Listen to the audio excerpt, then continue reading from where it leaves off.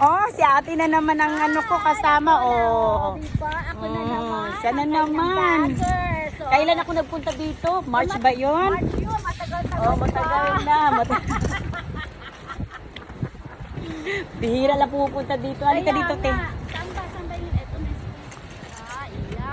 Oh, di ba? Diba ito ang buhay sa Amerika? Oh, sige. Cargador. Yes! Ano pa? Ano pa? Ano pa?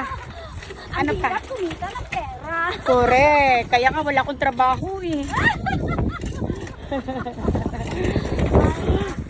Pero magbabagger din ako or Magtrabaho ka na. mag-ano ng puwet. Depende. Ganda. Oo, or sa HEB, tatlo na yung options ko. Ay, alam mo sa exit ka na lang kasi marami ano sa exit. Sige, bye-bye. Ah, dito na kami.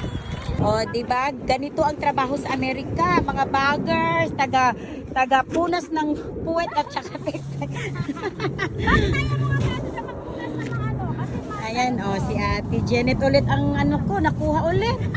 Si Ate Lily, nandun pala. Kumain pa pala. kumakain na si Juliet. Alam mo bang, ikaw pala una ko? Ay, talaga? Yeah, kararating ko lang ay. Ay, anytime pa lang punta dito? Oo.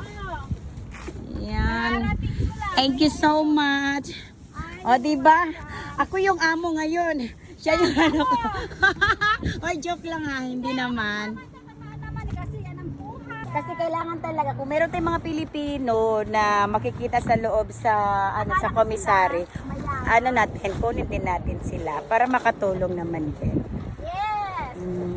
So, yan.